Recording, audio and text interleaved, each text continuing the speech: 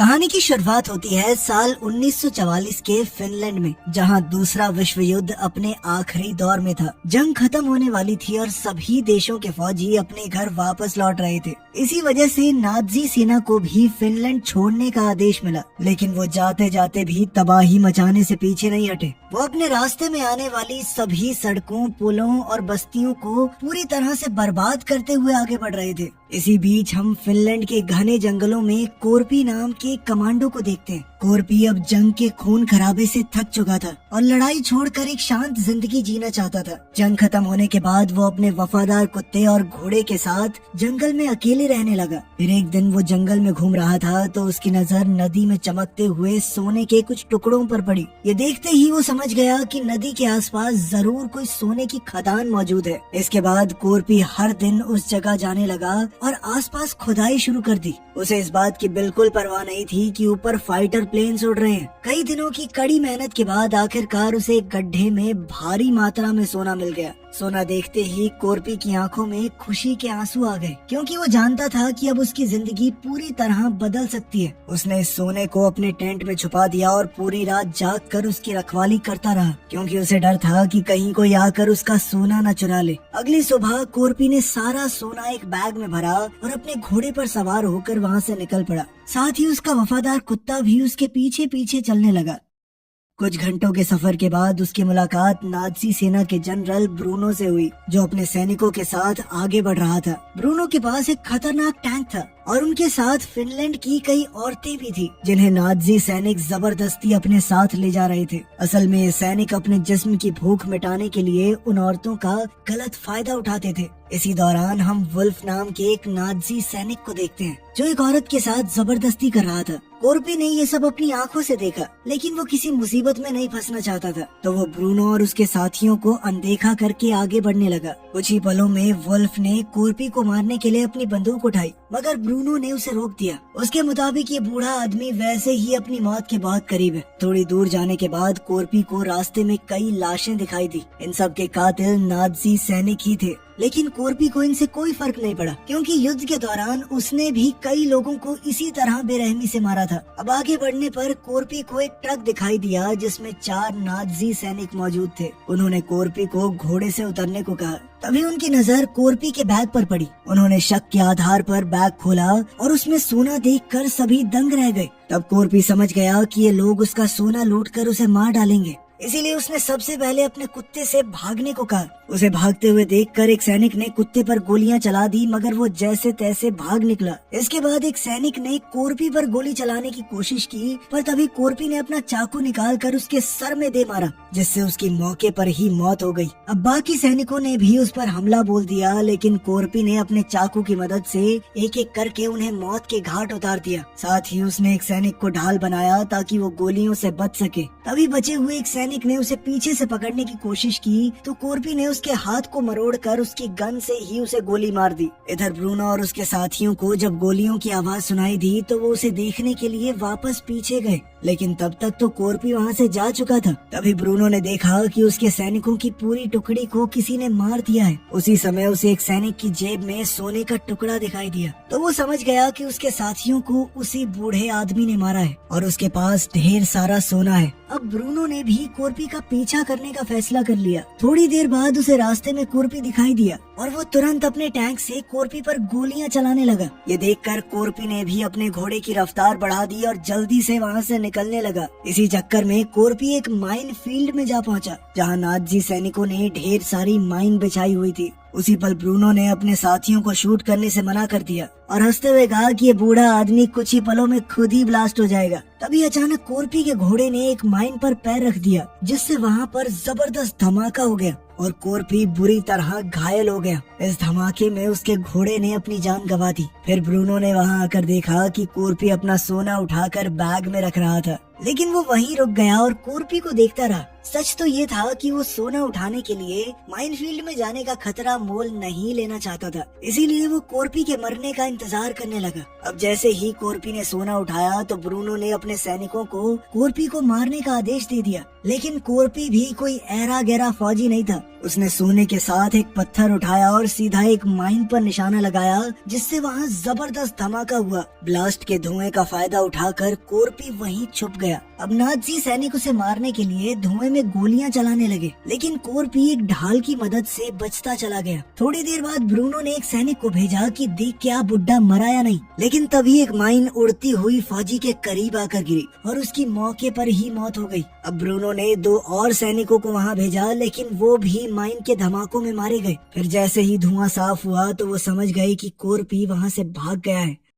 ये देखकर ब्रूनो गुस्से में आग बबूला हो गया। अब उसने 2 फिनलैंड की औरतों को अपनी ढाल बनाकर माइन पार करने का फैसला किया। तब वुल्फ सबसे ज्यादा डरी हुई औरतों को पकड़कर लाया और उन्हें टैंक के आगे चलने को कहा। इधर ब्रूनो ने उस जगह की जांच की तो उसे कोरपी के कुत्ते का टैग मिल गया। कुछ देर बाद जब नाजी सैनिक माइन फील्ड को पार कर रहे थे तो ब्रूनो ने टैंक के अंदर मौजूद रेडियो के इस्तेमाल से कोरपी के बारे में जानकारी निकालने की कोशिश की। तब उसे हेड ऑफिस से चेतावनी मिली कि जिस बूढ़े आदमी का वो पीछा कर रहा है उसका नाम कोरपी है और अगर वो उसे ढूंढ रहे हैं तो तुरंत ये सब बंद कर दे। ऑफिसर ने कहा कि तुम लोग बेहद किस्मत वाले हो जो कोरपी के साथ आमना सामना होने के बाद भी जिंदा बच गए। असल में दूसरे विश्व युद्ध के दौरान कोरपी को सबसे खतरनाक कमांडो माना जाता था और कोई भी उससे टक्कर नहीं लेना चाहता था। वहीं ब्रूनो को ये भी पता चला कि युद्ध के दौरान रूसी सैनिकों ने कोरपी के पूरे परिवार को बेरहमी से मार डाला।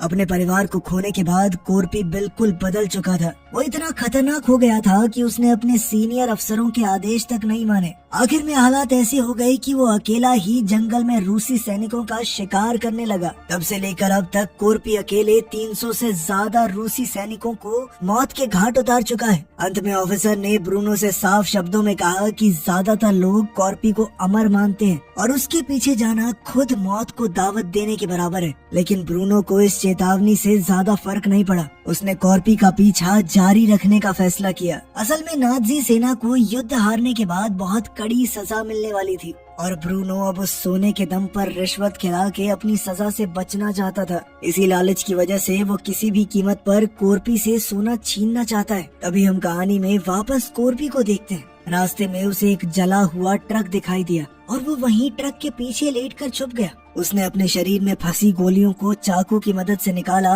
और दर्द से कराहते हुए अपने जख्मों पर धूल डाली ताकि खून रुक जाए। थोड़ी ही देर में कोरपी का कुत्ता भी वहां आ गया, लेकिन कोरपी ने उसे पास न आने का इशारा किया। इसीलिए उसने दूरी बनाए रखी और दूर से ही उसे देखता रहा। अब ज्यादा खून बहने और थकान की वजह से कोरपी की आंख लग गई। इधर कुछ ही घंटों में नाजी सैनिक उस इलाके में आ पहुंचे। उनकी आहट सुनते ही कोरपी की नींद खुल गई और उसने देखा कि नाजी फौजी उसे ढूंढने के लिए खोजी कुत्तों का सहारा ले रहे हैं। हालात भांपते हुए कोरपी तुरंत ट्रक के नीचे छुप गया और वहां से उनकी हर हरकत पर नजर रखने लगा। फिर जैसे ही नाजियों का ट्रक आया, कोरपी तुरंत चुपके से उनके ट्रक के नीचे घुस गया और उसके फ्यूल टैंक को काट दिया। जल्द ही पेट्रोल उसके शरीर पर गिरने लगा, जिससे उसके शरीर की गंध दब गई और कुत्तों को उसके होने का कोई सुराग नहीं मिला। मजबूर होकर नाजी सैनिकों ने कोरपी को पकड़ने के लिए एक नया आइडिया लगाया और वहीं पर डेरा डाल लिया। थोड़ी देर बाद जब कोरपी ने वहाँ से निकलने की कोशिश की तो अचानक एक कुत्ते ने उसे देख लिया और जोर जोर से भौंकने लगा। इस वजह से सैनिकों का पूरा ध्यान उस पर चला गया और वो कोरपी पर गोलियां बरसाने लगे। इस दौरान एक गोली सीधा कोरपी के पैर में जा लगी। फिर भी वो हिम्मत दिखाते हुए वहाँ से भाग निकला। ये सब देखकर ब्रूनो ने अपने कुत्तों को कोरपी के पीछे छोड़ दिया। अब कुत्तों से जान बचाने के लिए कोरपी ने अपने शरीर में आग लगा ली और पास ही झील में कूद गया। सैनिक तो अब भी उस पर अंधाधुंध फायरिंग कर रहे थे, पर ब्रूनो ने उन्हें रोक दिया और कोरपी के झील से बाहर आने का इंतजार करने लगा। अब काफी देर हो चुकी थी पर कोरपी झील से बाहर नहीं आया था। फिर जैसे ही उसने झील से निकलने की कोशिश की तो सैनिकों ने ताबड़तोड़ फायरिंग शुरू कर दी और वो दोबारा पानी में चला गया। कुछ ही पलों में उसने झील के पानी में खून फैला दिया ताकि सबको लगे कि कोरपी मर चुका है। ये सोचकर 3 नाजी सैनिक सोना निकालने के लिए एक नाव लेकर झील के बीचों बीच पहुँचे। उनमें से एक सैनिक पानी में उतरा, लेकिन अचानक कोरपी ने उसे पकड़कर अपने चाकू से मार डाला। देखते ही देखते पानी की सतह खून से लाल हो गई। ये मंजर देखकर ब्रूनो ने दूसरे सैनिक को पानी में भेजा, पर उसका भी यही हश्र हुआ। अब तीसरा फौजी तो डर के मारे घबरा गया और नाव लेकर भागने लगा, लेकिन ब्रूनो ने गुस्से में आकर उसे वहीं गोली मार दी। उसी समय अचानक कोरपी झील के पानी से बाहर आ गया और गोलियों से बचने के लिए तीसरे सैनिक की लाश को अपनी ढाल की तरह इस्तेमाल करते हुए वहां से भाग निकला। तभी ब्रूनो की नजर झील के किनारे खड़े कोरपी के कुत्ते पर पड़ी, जो अपने मालिक तक ना पहुंच पाने की वजह से बेबस होकर रो रहा था। कोरपी के कुत्ते को देखकर ब्रूनो के दिमाग में एक नया और खतरनाक प्लान तैयार हो गया। दूसरी ओर लगातार कई घंटे चलते रहने के बाद कोरपी आखिरकार एक शहर में पहुंचा, लेकिन वो शहर पूरी तरह उजड़ा हुआ था। अब कोरपी हद से ज्यादा थक चुका था, इसलिए उसने गैस स्टेशन के अंदर जाकर थोड़ा आराम करने का फैसला किया। घायल पैर के दर्द को झेलते हुए वो सोने की कोशिश कर रहा था, पर इसी बीच उसके जहन में वो डरावना दिन ताजा हो गया जब उसने अपने पूरे परिवार को खो दिया था। खैर, काफी मशक्कत के बाद कोरपी की आंख लग गई, लेकिन थोड़ी देर में अचानक अपने कुत्ते के भौंकने की आवाज सुनकर उसकी नींद टूट गई। जागते ही वो अपने कुत्ते से मिला, लेकिन उसी पल उसे एक भयानक सच्चाई का एहसास हुआ। असल में कोरपी ने देखा कि उसके कुत्ते के शरीर पर एक डायनामाइट बंधा हुआ था। उसने बिना वक्त गवाए डायनामाइट को अलग करके दूर फेंक दिया, लेकिन उसी पल जोरदार धमाका हो गया। इस धमाके से कोरपी उछलकर जमीन पर जा गिरा और फिर बेहोश हो गया। जब कोरपी को होश आया तो उसने देखा कि ब्रूनो उसके सामने खड़ा था और अब कोरपी उसकी कैद में था। ब्रूनो ने उसका सारा सोना छीन लिया और उसकी जेब में जानबूझकर एक छोटा सा टुकड़ा छोड़ दिया। आखिर में ब्रूनो ने कोरपी को फांसी देने का फैसला किया, लेकिन कोरपी अभी भी मरा नहीं था। असल में उसने फांसी से बचने के लिए अपना पैर लकड़ी में लगी हुई एक कील के सहारे टिका लिया था। इसके बाद कोरपी ने अपने दूसरे पैर को भी धीरे धीरे लकड़ी पर टिकाया। उसे दर्द बहुत हो रहा था, लेकिन इस तरह उसने मौत के फंदे से खुद को बचा लिया। वहीं उसका वफादार कुत्ता उसके पास ही बैठा रहा और चुपचाप अपने मालिक के नीचे उतरने का इंतजार करने लगा। इसी तरह पूरी रात गुजर गई। सुबह होते ही एक प्लेन वहां पर लैंड हुआ। प्लेन की तेज हवा से कोरपी की गर्दन पर बंधी हुई रस्सी टूट गई और वो नीचे जमीन पर जा गिरा। थोड़ी देर बाद प्लेन से 2 पायलट बाहर निकले और फ्यूल की तलाश करने लगे। तभी उनकी नजर कोरपी और उसके कुत्ते पर पड़ गई। एक पायलट ने अपने साथी को उन दोनों को गोली मारने को कहा, लेकिन दूसरा पायलट डर के मारे हिचकिचाने लगा। इसी मौके का फायदा उठाकर कोरपी ने अचानक पायलट के पैरों पर वार कर दिया। पायलट बैलेंस बिगड़ने से नीचे गिर गया और उसका सर एक पत्थर पर जोर से टकरा गया, जिससे वो वहीं बेहोश हो गया। अभी दूसरा पायलट आगे बढ़ रहा था, लेकिन कोरपी ने फुर्ती से एक ईंट उठाकर उस पर हमला बोल दिया। इस वक्त कोरपी को लगा कि अब शायद वो अपना खोया हुआ सोना कभी वापस हासिल नहीं कर पाएगा और उसने ब्रूनो का दिया हुआ सोने का टुकड़ा भी वहीं जमीन में दफना दिया। लेकिन तभी उसकी नजर बेहोश पड़े दूसरे पायलट पर गई, क्योंकि वो अभी भी जिंदा था। यहीं से उसके दिमाग में एक नया प्लान बना। उसने इसी पायलट के प्लेन के सहारे ब्रूनो तक पहुंचने का फैसला किया ताकि वो अपना सोना वापस पा सके। लेकिन आगे बढ़ने से पहले कोरपी ने अपने पैर में धसे हुए मेटल के टुकड़े निकाले और दर्द की परवाह किए बिना घाव को आग से जलाकर एक तार की मदद से कसकर बांध दिया। ये सब देखकर वो पायलट तो डर के मारे पूरी तरह सहम गया। इसके बाद कोरपी ने अपने वफादार कुत्ते को वहीं छोड़ दिया और अकेले ही प्लेन में बैठकर ब्रूनो की तलाश में निकल पड़ा। दूसरी तरफ नाज़ी सैनिकों को रास्ते में एक क्रैश हुआ प्लेन दिखाई दिया। जांच करने के लिए वुल्फ प्लेन के अंदर गया तो उसने देखा कि हादसे में पायलट की मौके पर ही मौत हो चुकी थी। लेकिन तभी वुल्फ की नजर पायलट के गले में पड़ी हुई रस्सी पर गई। ये वही रस्सी थी जिससे उन्होंने कोरपी को फांसी दी थी। ये देखते ही वुल्फ समझ गया कि कोरपी अभी भी जिंदा है और वो अपना बदला लेने के लिए वापस जरूर लौटेगा। साथ ही ब्रूनो भी ये जान गया था कि कोरपी कोई आम इंसान नहीं है। इस डर की वजह से ब्रूनो ने अपने सभी आदमियों को तुरंत वहाँ से हटने का आदेश दे दिया। इसके बाद हम 2 नाज़ी सैनिकों को देखते हैं जो कुछ फिनिश औरतों के साथ एक ट्रक में बैठे थे और कोरपी के बारे में आपस में बातें कर रहे थे। उनकी बातें सुनकर आनो नाम की एक औरत हंसने लगी। आनो ने उन्हें बताया कि रशियन सैनिकों ने भी कोरपी को मारने की बहुत बार कोशिश की है, लेकिन आज तक कोई भी उसे खत्म नहीं कर पाया, क्योंकि कोरपी कितनी भी बड़ी मुसीबत से बचकर निकल जाता है और फिर अपने दुश्मनों को ढूंढ कर मारता है। फिर उसने आगे बताया कि फिनिश भाषा में कोरपी को सीसू के नाम से जाना जाता है, जिसका मतलब है हिम्मत और बहादुरी,